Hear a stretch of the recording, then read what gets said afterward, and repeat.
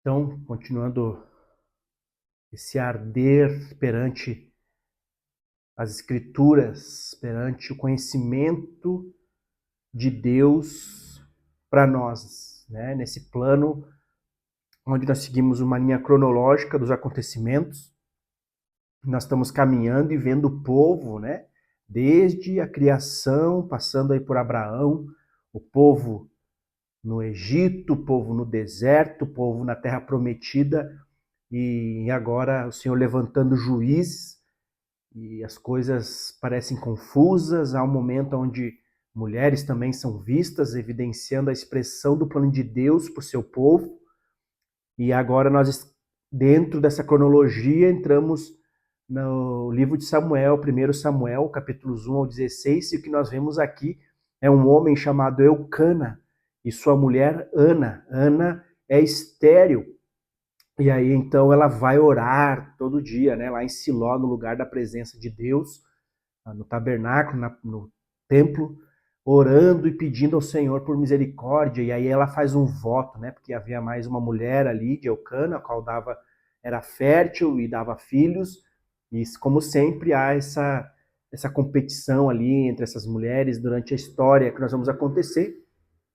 E Ana faz um voto com o Senhor de colocar essa criança, que viesse a nascer, entregaria para servir ao Senhor. E foi o que aconteceu. O Senhor dá a ela um filho, ela coloca o nome de Samuel. Então Samuel vive com Eli, que é o sacerdote naquele tempo, que está ali perante o povo como sacerdote. Então Samuel cresce ali. E aí nós vemos os dois filhos de Eli, Ofni e Finéias, que são perversos, gananciosos, né? E Eli, ele acaba sendo muito omisso com seus filhos, e o povo reclama também. E Samuel demonstra que ele cresce diante do Senhor, ele cresce fiel ao Senhor, né? Então nós vemos o Senhor abençoando Ana, dando mais 3 filhos homens, 2 filhas mulheres. E nós vemos então um homem que vem repreender Eli por conta do que acontecia na sua casa ali com seus filhos, com seu sacerdócio. E aí então esse Eli praticamente não dá atenção a isso, né? Então nós vemos acontecendo aqui coisas terríveis por conta dos filhos deles, e nós vemos tragédias acontecendo por conta da Arca da Aliança aqui, que há uma batalha entre os israelitas e os filisteus, e aí os filisteus tomam a arca. Isso aqui dá muito problema. Os 2 filhos de Eli morre também agora, como a gente vê essa tragédia acontecendo por conta da confusão deles, e o próprio Senhor já mostrando aí uma mudança que iria acontecer na prática do sacerdócio. E aí, então, é interessante aqui que os filisteus colocam a arca do lado do templo deles, lá do deus deles, Dagon, e esse ídolo, essa estátua, acaba também vendo no outro dia caindo, e quando eles viram isso acontecendo, então eles tentam colocar a arca em outras cidades e não acham jeito, então há toda foram procurar homens ali para receber direção de como proceder, então colocam sobre vacas e tudo aquilo, e elas mesmas acabam levando a arca de volta para o povo de Israel. E aí nós temos Samuel, né, que ouve o Senhor, aprende a ouvir o Senhor, é levantado como sacerdote, juiz, profeta diante do povo, para ouvir, falar da mensagem do Senhor, e orienta o povo em como eles devem agir aqui. Então isso é muito bacana de ouvir, é legal essa passagem que todo mundo conhece, que muitos conhecem, né, que a gente percebe aqui em 1 Samuel, capítulo 7, versículo 12, onde diz, né, onde ele fala aqui, capítulo 7, versículo 12, eu acho bacana de mencionar, onde ele mostra, né, aquela frase muito usada, né, até aqui o Senhor nos ajudou, porque daí, mediante orientação, mediante o que Samuel diz, eles acabam vencendo os filisteus. Muito bacana de ver então o Senhor, né, manifestando sua presença, sua glória perante eles. E o povo pede um rei, porque os filhos de Samuel também acabam não sendo fiéis, são perversos também, gananciosos. aceitando propina, né? E aí acaba, então, eles pedindo um rei. Samuel fica chateado e o próprio Senhor já avisa Samuel, né? Que desde o Egito lá, esse povo rejeita a Deus. Não é a Samuel que eles estão rejeitando, mas é o próprio Deus que eles vêm rejeitando. Então, se eles pedem um rei, vão ter um rei. Só que Samuel orienta também como vai ser esse rei, como que vai ser esse governo, esse reino. E mesmo assim, eles aceitam e querem ter esse rei. E eu quero mencionar aqui algo interessante, que todo mundo gosta de falar sobre dízimos, que ele menciona aqui que esse rei ia fazer com dízimos, esse rei ia requerer dízimos, ia ser algo pesado para o povo, difícil para o povo cumprir. Olha que interessante. Então, toda a caminhada das escrituras, nós vamos obtendo clareza de todas as práticas que hoje em dia ainda se comentam, mas as próprias escrituras nos trazem clareza no procedimento de todas as questões, e durante o nosso caminhar, nós vamos ter sim nosso coração e mente ardendo pelo conhecimento da palavra, do plano de Deus para a nossa prática.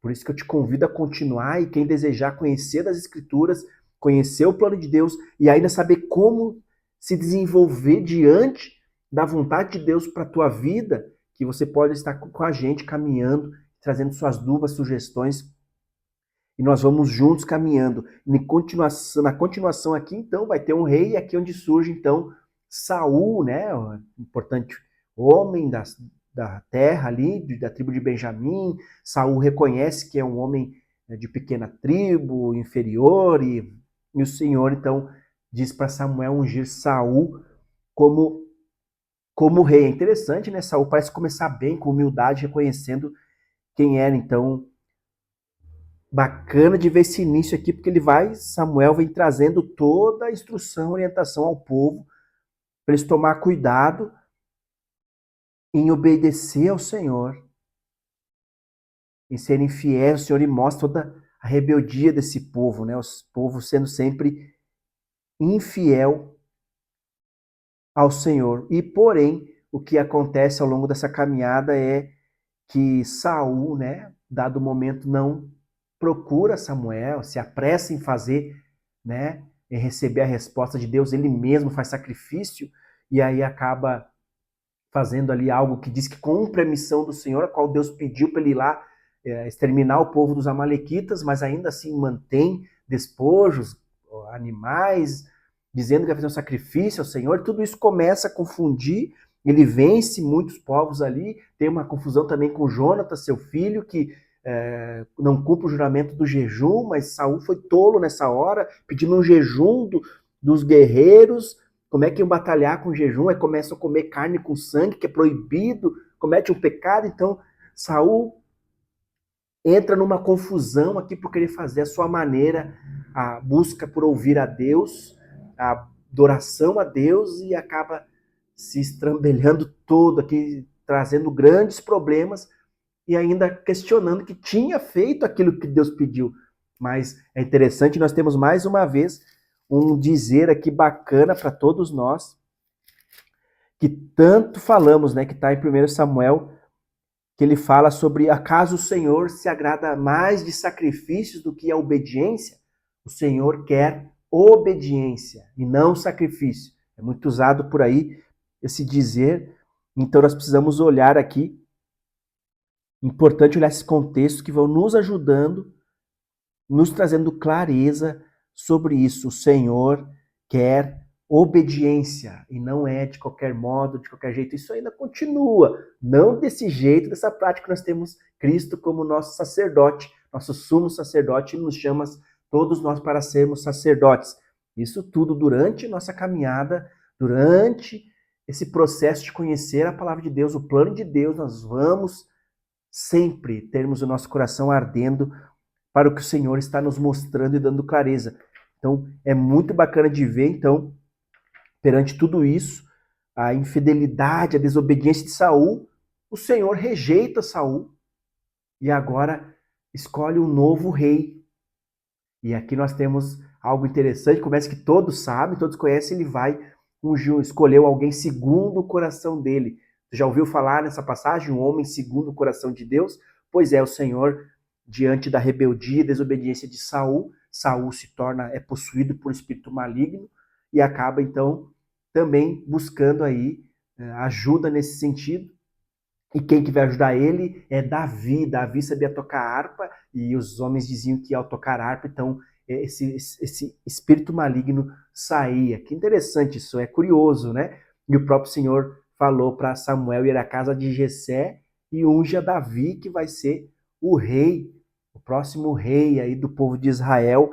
E aí nós sabemos muitas coisas que é falada hoje em dia, ao decorrer da caminhada como discípulos de Jesus, sabemos de muitas coisas sobre Davi, tudo isso acontecendo. Saul se perde totalmente, até mesmo um monumento ele faz para si mesmo, em adoração a si mesmo, né?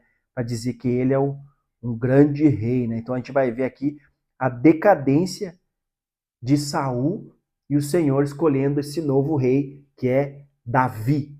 Muito bacana de nós vermos, o Senhor é um Deus que ele tem o seu modo de agir, o seu plano soberano, a sua fidelidade, mas como sempre o povo em desobediência. Por isso que eu te convido para a gente estar junto nessa leitura, caminhando e aos poucos compartilhando e te ajudando. E juntos nós temos o coração ardendo, uma consciência ardendo pela presença, pela vontade do Senhor, e nós vamos caminhando. É muito bom, satisfatório a gente estar conhecendo o plano de Deus, como o Senhor é bom, é fiel, e tomar cuidado para que não sejamos assim como estes homens foram, e em certo momento fomos também, infiéis, pecadores, desobedientes, mas que tenhamos temor e venhamos a conhecer como Deus é bom e é fiel, e ele cumpre o seu plano. Vamos juntos continuar pela caminhada do conhecimento do plano de Deus.